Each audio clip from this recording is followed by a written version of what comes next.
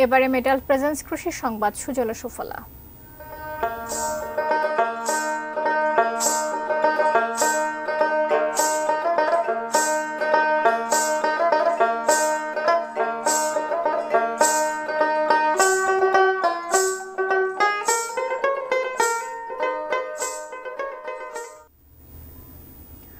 Loan carpet, ঘাস চাষ ও বাজারজাত করে সারা ফেলেছেন চাঁদপুরের নাইমুল নিবিড়। অফিস বা বাড়ির আঙ্গিনার সৌন্দর্য বাড়াতে যা সংগ্রহ করছেন শৌখিন মানুষ। কৃষি বিভাগ বলছে, উৎপাদন খরচ কম হওয়ায় লন কার্পেটে ঘাস চাষ ব্যাপক লাভজনক। চাঁদপুর প্রতিনিধি তথ্য ছবিতে ডেস্ক রিপোর্ট।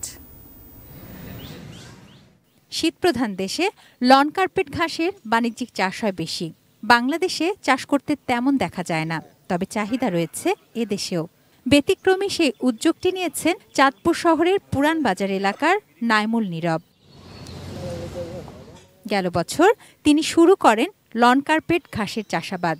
নীরবের 5টি প্রজেক্টে এখন 1.5 lakh square feet lawn carpet ঘাস প্রস্তুত রয়েছে, যেখান থেকে বছরে অন্তত 3 বার ঘাস বিক্রি করেন এই উদ্যোক্তা। দেশের বাইরের থেকে একসময় এই ঘাসগুলা আমাদের ইনপুট করা লাগতো, এখন আমরা পারি যে দেশের বাইরে এটারে আউটপুট করার জন্য ভালো কিছু করার চিন্তা ভাবনা আছে, যদি আমরা সরকারি কিছু পৃষ্ঠপোষকতা পেয়ে থাকি।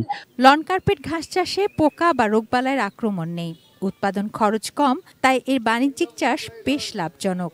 গ্রাসে বিভিন্ন ধরনের পোকামাকড়ের হয়, সেই ক্ষেত্রে আমরা কিন্তু কৃষি বিভাগ তাদেরকে পরামর্শ দেই যাতে পোকা নিয়ন্ত্রণ করে, যাতে এই ঘাসটা যাতে আরো ভালো মানের থাকে। প্রতি স্কয়ার ফিট লন কার্পেট ঘাস বিক্রি হচ্ছে 80 টাকা দরে, আর 30 লাখ টাকা বিনিয়োগ করে বছরে অন্তত 25 লাখ টাকা আয়ের স্বপ্ন উদ্যোক্তার।